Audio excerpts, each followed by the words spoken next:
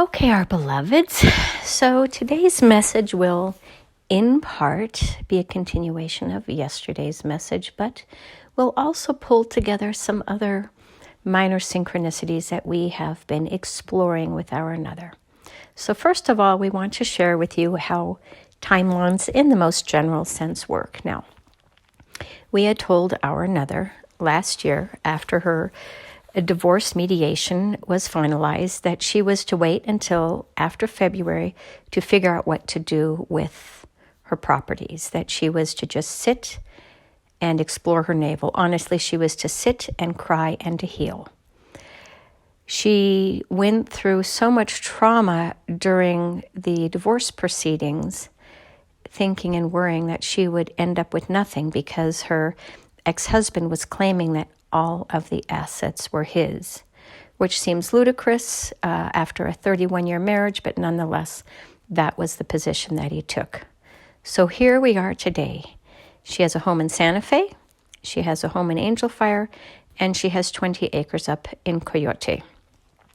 She has a piece of raw land up in Angel Fire that's just 2 properties over. Her dad is between her home and this other raw land. And then she has some ideas. And we shall not share here what the ideas are because they're between us and her. But the point being is that we told her last year that this was the timeline. Now, we didn't give her the detail. We just simply said, you do nothing and wait till after February of next year and then figure it out. But until then, just spend your time healing. So here we are now, the beginning of March, and the energy for her to start to create is really coming into full force. The winter feels like it's almost over. Spring is coming back in through its weather, its sunlight, the birds chirping, the critters flying around. You can feel that there's this excitement of renewal in the air, and it's drawing her out of her home and is making her excited about the possibilities. So while she has really been in a very hunkered down state for much of these, what she would call the winter months, because she just needed to go within and to heal, we now are going to start to sprout her seed and begin the growth of her firefly energy vine.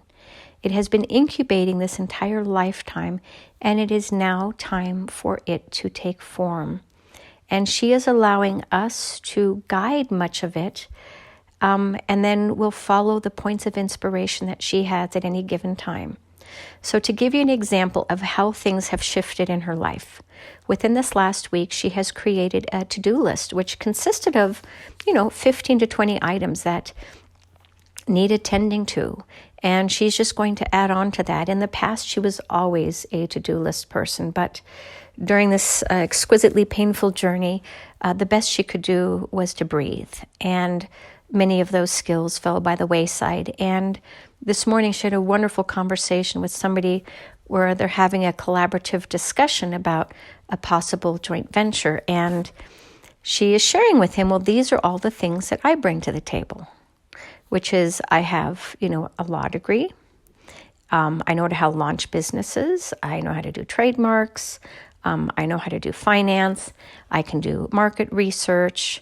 So she brings a lot of really grounded nuts and bolts skills to the table in addition to her intuitive abilities. So she's now beginning to realize, I really do have marketable skills. Now, she still has some other things which create some limitations, but nonetheless, she's beginning to believe in herself again, in the creative as well as the day-to-day, how she can just make things happen by just getting up every day and making a phone call here, researching something online, just creating the basic flow and structure of what she needs in order to be successful in life. Now, why do we mention this today? And what on earth does this have to do with the message from yesterday where we were talking about communal cooperative farms?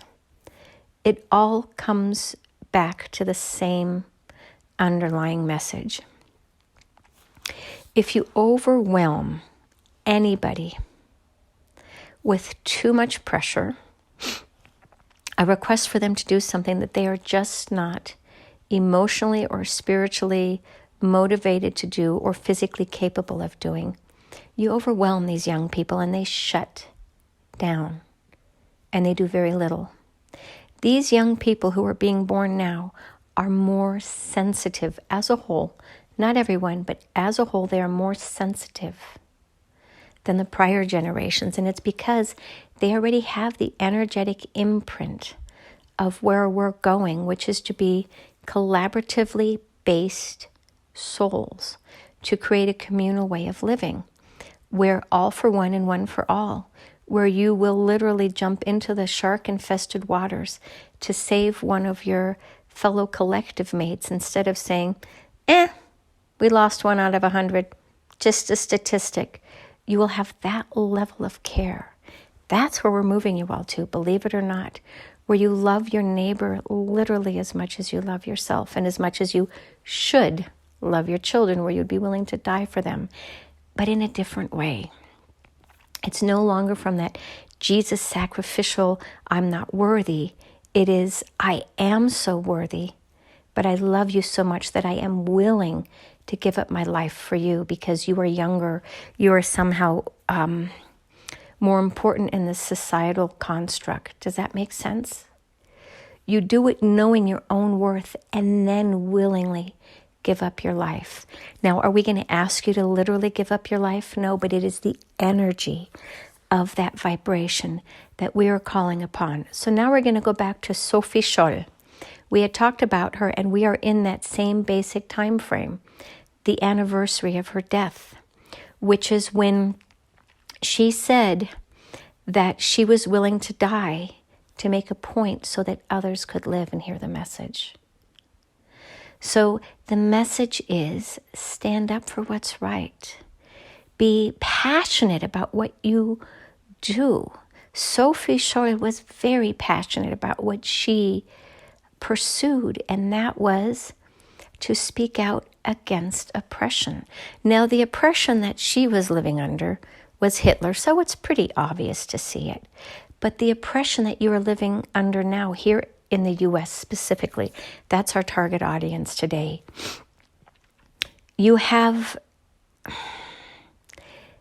very little owned by the masses and a lot owned by the very few. And it just means that there is an imbalance. You can argue whether or not professionally, business, from a business perspective, that is true, but we can tell you energetically, you're top heavy. Your head has all of the weight and the body is made out of fluff or marshmallow. It's going to topple over. You need to have balance in the body. And so we talked yesterday about the first chakra, which is that you need to feel safe and secure, that your basic needs of survival are met. And that's where we wish to start today. Your young people are so disconnected from nature and the universe's way of communicating with you all. The earth holds a vibration and nature holds a vibration. And when we talked about the communal farms, it would be, number one, to teach them some viable skills, which is how to grow food. It doesn't just show up in the grocery store. You need to understand, you plant a seed, you water the seed, you pick the weeds around the seed, you amend the soil, you do pest control, not through pesticides, but by figuring out what other plants to grow nearby, or you can use essential oils to spray in the area. There are lots of natural ways that you can create pest control methodologies. So that's kind of the first piece, right?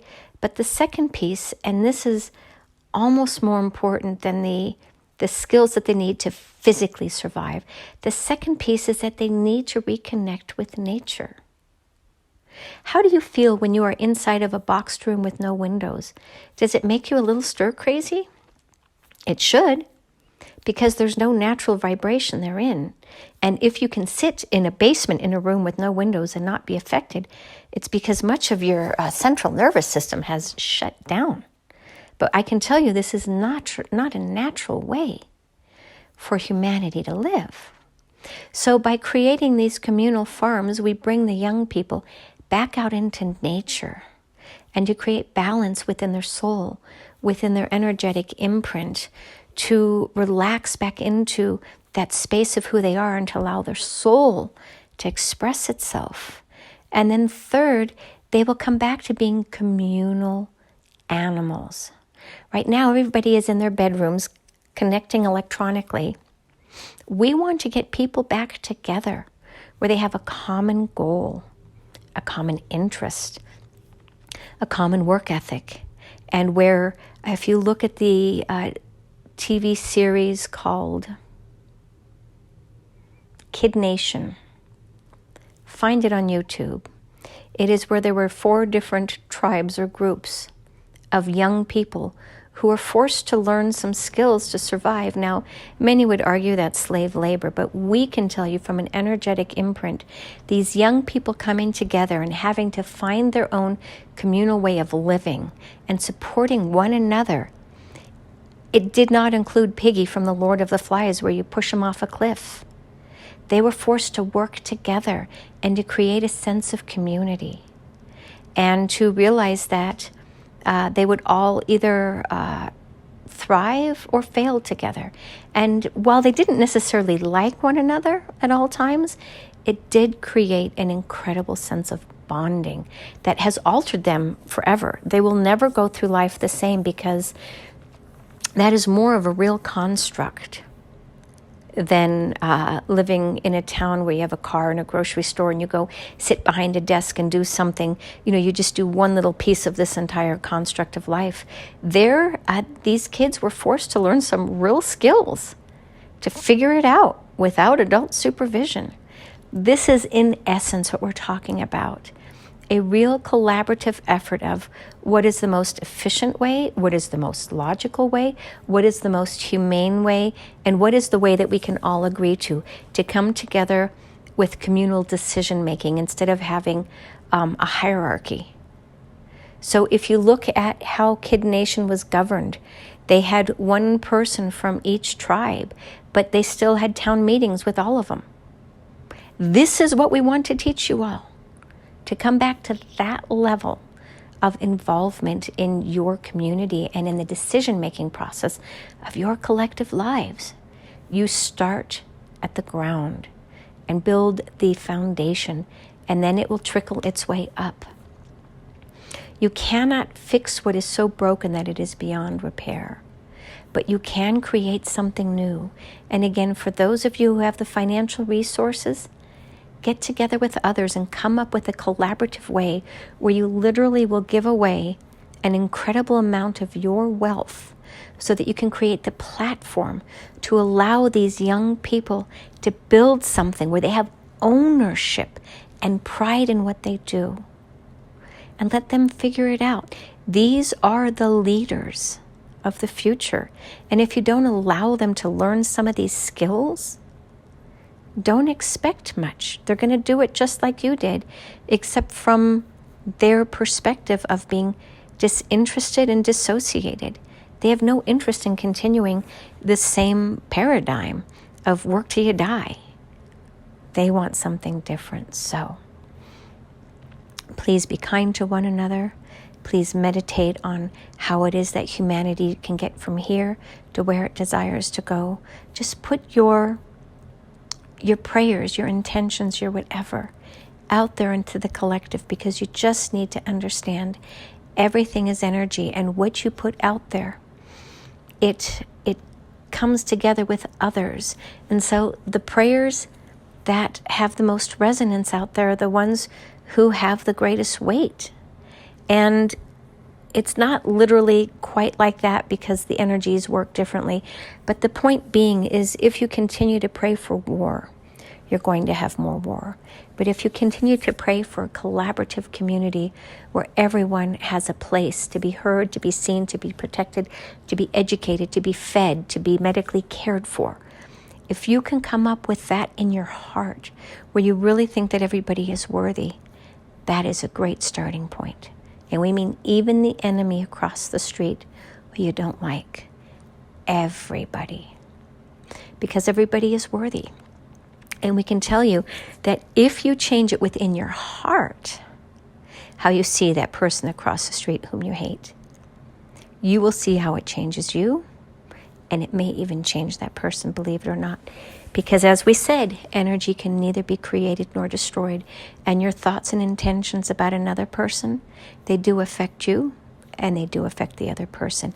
And until you all can collectively learn to unconditionally love one another, you will continue to create a soup or a stew that just is not tasty, where the various ingredients don't harmonize and you really don't want to partake. So that is our lesson for today. And so it is. Namaste.